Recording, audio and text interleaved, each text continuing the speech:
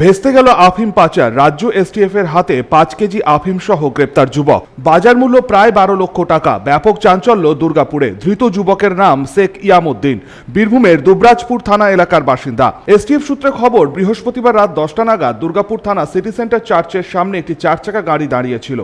সেই গাড়ি নিয়ে শেখ ইয়ামউদ্দিন আরেকজনকে আফিম পাচার করার জন্য দাঁড়িয়েছিলেন। এসটিএফ এর কাছে গোপন সূত্রে সেই খবর পৌঁছাতেই হানা দেয় তারা। নিষিদ্ধ আফিম সহ ইয়ামউদ্দিনকে হাতে নাতে গ্রেপ্তার করে। বাজেয়াপ্ত হওয়া 5 কেজি আফিমের বাজার মূল্য 12 লক্ষ টাকা।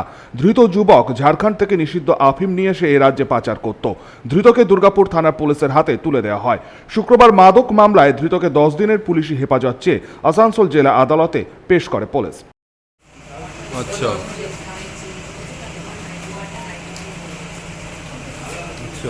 বলছে এত আফিম আপনি পেলেন কোথা থেকে? বলছি কোথায় নিয়ে যাচ্ছেন আফিমগুলো?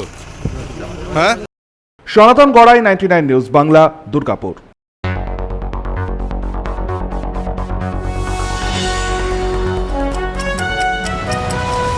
আপনারা দেখছেন 99 নিউজ বাংলা। বদলাবো আমরা।